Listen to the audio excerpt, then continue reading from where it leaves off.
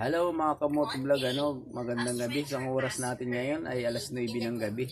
Napakatahimik na sa labas, no. Ayan, no. Yan yung kapitbahay natin dito na dalawang nakaharap dito sa atin ay umalis na, no, kaya napakatahimik. Kaya napakadilim ng bahay kaharap natin. Siyempre pagka walang tayo mga kaharap natin ay nakakatakot, no. Hello bunso, nag-aaral ka? Okay, nag-aaral pala yung bunso namin, kasi walang pasok sa school, so magkukumon lang siya siguro tomorrow para matuto lalo. So ayan, good evening mga kamoto vlog, no. So pasensya na kayo kasi wala tayong rides unang-una, may bagyo. Tapos pangalawa, syempre wala tayong time dahil lagi tayo nasa trabaho. Tambay-tambay muna kami dito, no. Ito yung aming pinaka-tambayan, Ayan. Medyo may dekorasyon na kaunting pang Christmas, no.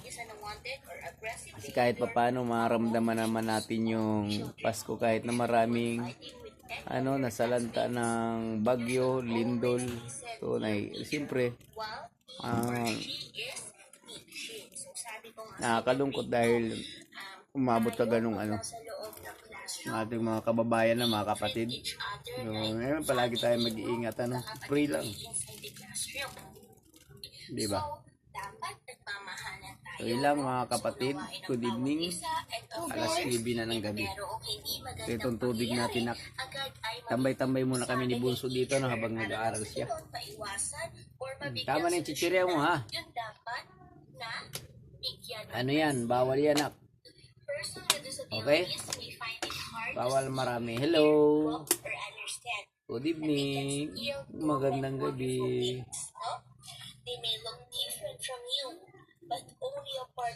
May mga dumadaan. Ayan. So nakakatakot kasi siyempre yung mga kaharap natin dito. Wala na mga nakatira. Ayan. Bakante na yung halos 3 bahay magkakahilira. So bakante. Pinapaupahan lang yan. Siyempre, mababang halaga lang naman paupa dyan. Let's treat them with kindness and make them feel accepted at them.